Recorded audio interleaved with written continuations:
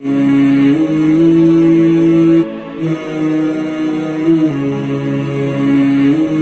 forget, like, subscribe and share to the famous scholar Mufti Inamullah Khalid.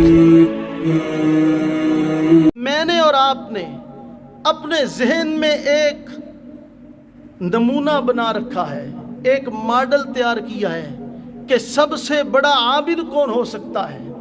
मेरे और आपके नज़दीक जो सबसे ज़्यादा तस्बीह पढ़ता हो, रातों को जागता हो, जो सबसे ज़्यादा सदका करता हो, जो सबसे ज़्यादा कुरान करीम की तिलावत करता हो, हम कहते हैं ये बहुत बड़ा आबिद है। ये सारी चीज़ें इबादत हैं, आबिद होने की निशानी है। लेकिन जनाब नबी करीम सल्लल्लाहु अलैहि वसल्लम ने फरमाया, याद रखना ये सारी चीज़ें होने के बावजूद वो शख्स आबिद नहीं हो सकता। हाँ, आबिद वो शख्स है कि रब्बुल आलमीन ने जिसको जिन कामों से ममनू करार दिया है, वो अपने आप को अल्लाह ताला के मना किए हुए कामों से रोक ले, वो सबसे बड़ा आबिद है।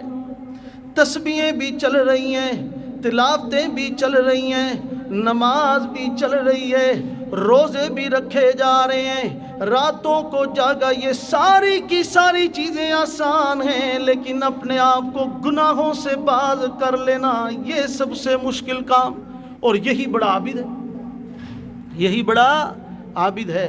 मैंने ये कई दफ़ा अर्ज़ किया, गालिबन हज़रत अब्दुल्ला बिन मुबारक थे, गालिबन ये हज़रत अब्दुल्ला बिन मसूद थे, अब ज़हन में नहीं रहा कि उनके पास एक शख्स आया, उसने कहा हज़रत कि एक शख्स है जो इतनी इबादत करता है, इस्तिग़फ़ार करता है, सब कुछ करता है, सदक़ात, ज़कात, रोज़े, नमाज, रातों को जागना, लेकिन साथ साथ गुनाह भी करता है।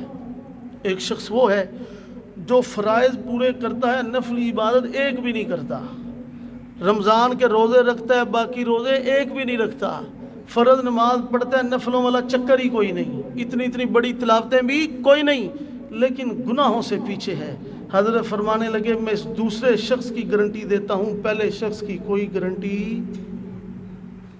आका अलैहिस्सलाम ने फरमाया, आबिद वो है जो अपने आप को उन चीज़ों